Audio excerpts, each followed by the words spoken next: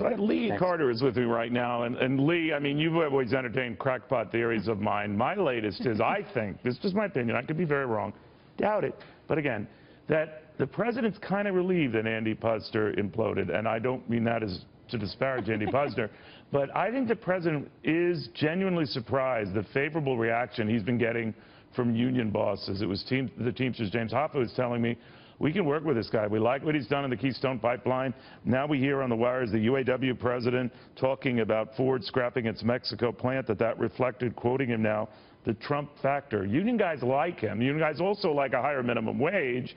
So I think this is the president's way of saying maybe with a guy like Acosta, I could put a friendlier face on a different type of labor and continue this unusual populist appeal.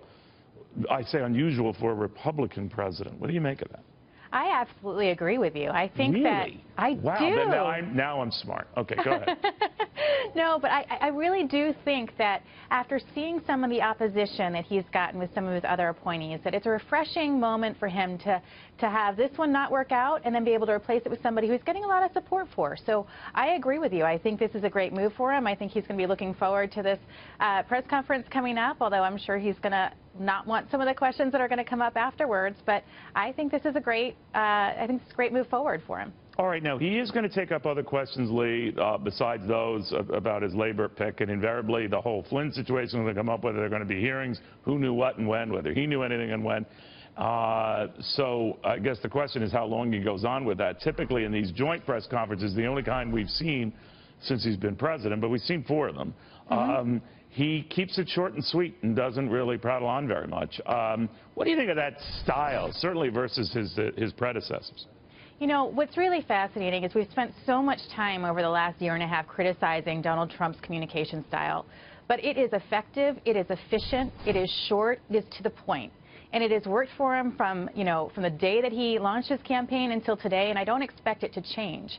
I think he uses shorter words, I think he gets his point across, and he communicates what he needs to. You know, if you look at The Art of the Deal and how he looked at communication, for him it's all about getting his message out. It's not necessarily about having a two-way dialogue. He talks about how important it is to just communicate with his key audience and avoid critics. So I think that this is something that Donald Trump has done since the 80s, and we're going to continue to see it today, and it works for him. You know, he is in a new role. He is president of the United States now, and obviously we want to see him reaching out to the opposition. You know, for every one person that loves Donald Trump, there is one person that hates him, and so he is going to have to move that needle going forward. What do you think of the needle now where it is? You're quite right. 1-1, a 47-48 approved, 47-48 disapproved. Exactly. You know, it's different with this president. I mean, those are challenging numbers by recent standards, I guess by any standard. How does he have to deal with that, calibrate that? You know, I think Donald Trump's style is to say, this is what I'm trying to do. Here is my goal. I'm going to think big, and he is moving forward with all of the promises he made during the campaign. He's doing exactly what he said he was going to do. I think Donald Trump, as much as people say that he's thin-skinned, actually really doesn't care about his critics as much as he cares about getting done what he needs to get done. And when he gets upset, it's about getting obstruction to the things that he really wants to accomplish, like immigration, like the ban, like the wall. And so I think that what we're going to see right now is Donald Trump not really trying to cater to the people that oppose him and trying to get things done.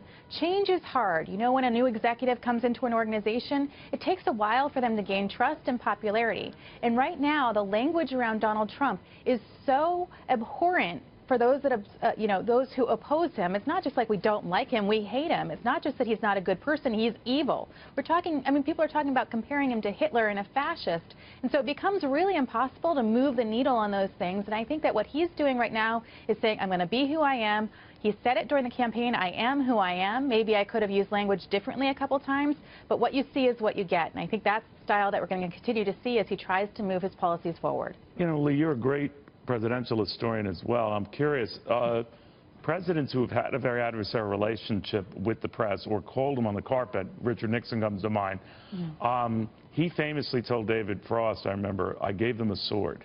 In other words, I gave the media that I've been railing against with Watergate and everything else, I gave them an opportunity to pounce on me. Now, apples and oranges, I know, but the press seems to be lining up against him and going for that moment.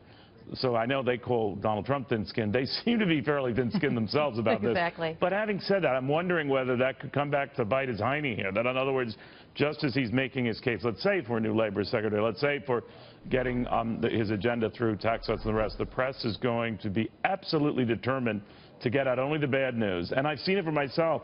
When he met with the Intel CEO in the Oval Office, very few covered the fact that he extracted big concessions from the Intel CEO to build a big plant in the United States and hire thousands of workers. That got lost in the whole, vetting thing. And I'm wondering if that's by design, that the media won't give him a break, period. It doesn't seem like they will. I mean, when you have the New York Times writing a headline that's saying that Donald Trump, the President of the United States, is a pathological liar, I mean, I don't know how. Where do you go after that? I don't know how you get any worse. It's just, it is what it is right now. I think we can look at history and say, it's really hard when you have an adversarial relationship with the press, but we're also in an unprecedented time in that Donald Trump really controls his own message. When he's frustrated, he's able to tweet. He's able to reach his audience directly. He doesn't need the media to communicate in ways that any president before him has. In many ways, he just doesn't care. He says, you know what, you're going to cover me this way? I'm going to call you, ridiculous. I'm going to call you to the floor. I'm going to call you, the fake media, and I'm going to tell you my own story. So in many ways, he is able to control his story in an unprecedented way, and I think that it's going to be fascinating to watch. We haven't ever seen the president have a direct dialogue with the American people.